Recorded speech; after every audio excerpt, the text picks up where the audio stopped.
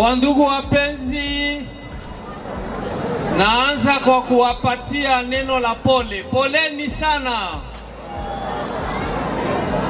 Mbele ya kusema neno, nitaongea maneno mawili.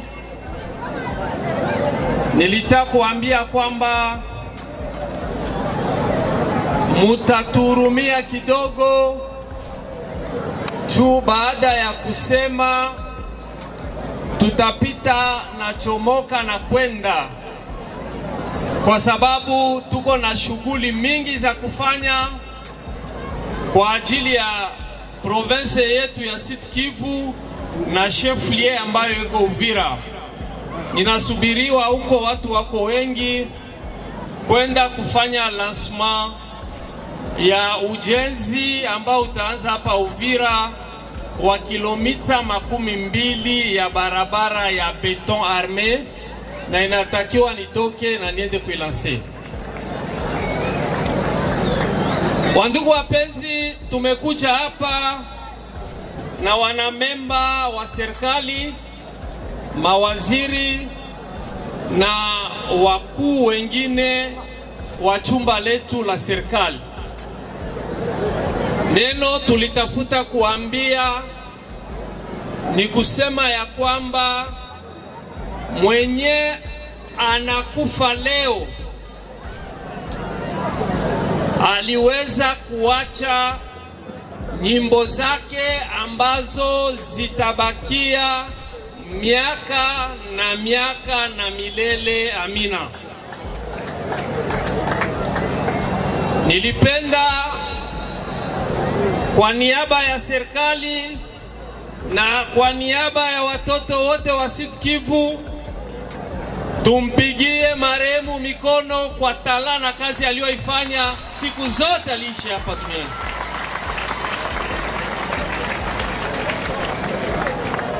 Kijana alikuwa na tala, na ndo maana tunaendelea kuambia vijana wengine, wa mama, wa baba, wa roho mubaya, utafitinia mtoto wa mwenzako, utafitinia kijana, unawaza ukimuua wewe utapata. Mwenye alitenda hiki tendo ajua ya kwamba hatoweza kumuraplase. Haiko hivyo. Mungu mwenye alituumba alipatia kila mtu na tala. Par contre, anafanya sie kusidi Kivu kupoteza kijana mwenye angitubeba mbali mumambo ya kisanaa. Ni kama unakuta meme sisi wafanya siasa, unakuta mtu anakufitinia, anapenda akuwe, akikuua hata kuramplase. Juu hapa ulimwenguni kuramplase leader haiko fasili. Leo Mr. Gave anaenda, lakini itatukamata miaka tupate mwingine msanii wa level ya Mr. Gave.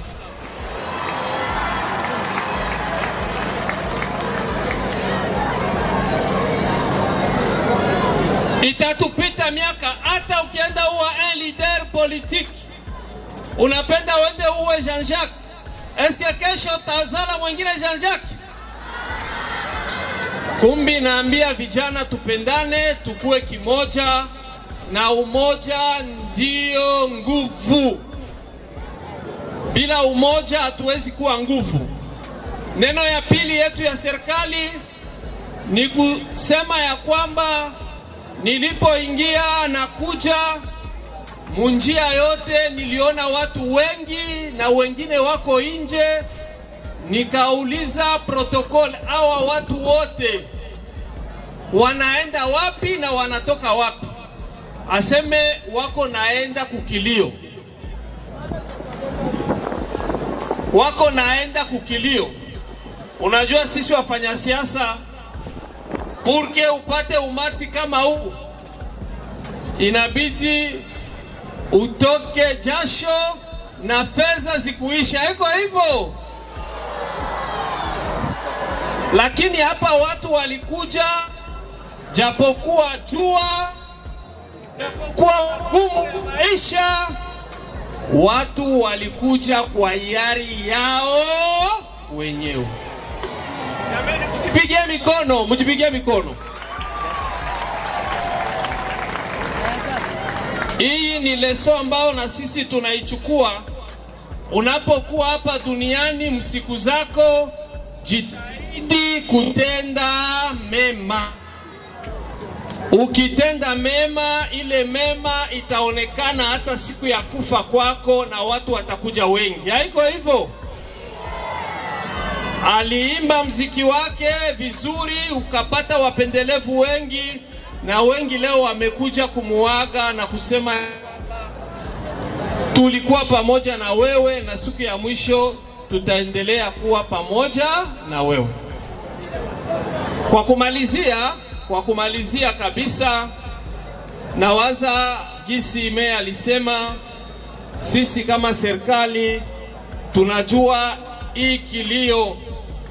Baada ya kilio leo sasa ataenda zika misgav, kila mtu atarudia nyumbani kwake. Baba yake na mama yake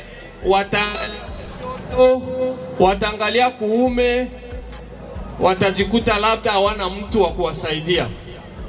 Juu kilio inakuwa inafanya gharama za mingi sana.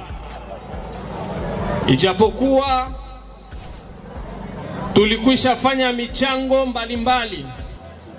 Tulituma michango, mimi binafsi nilituma michango kupitia structure yangu ya DGNL, lakini hapa anakuja kama vile serikali tulisema ya kwamba kutokana na marehemu alikuwa célibataire, donc alikuwa yaoa, donc ba vijana waowe,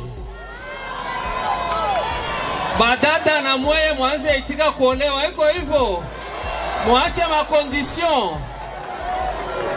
makondisyon nakuwa mingi, na wazazi wapunguze bei ya mali. Haiko hivyo? Ndiyo.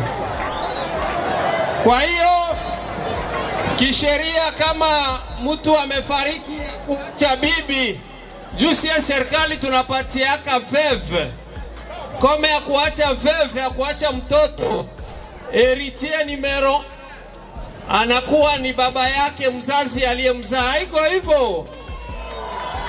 Nitaomba service yetu ya protokole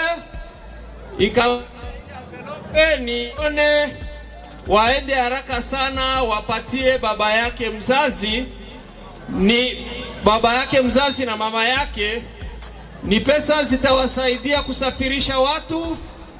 Kama mulikamata madeni kuyalipa, lakini serikali imewasaidia. Tumetosha kaburi kwa bure, tumetosha pia stade kwa bure, kwa sababu kupitia nyimbo yake alifunza watu na aliweza kuvandre image ya Uvira na ya Sud Kivu à l'extérieur. Kwa hivyo, kwa kumalizia, tunaomba Mungu ailaze mema peponi rohemu, na kesho tupate wengine wa Mr. Gave. Asante.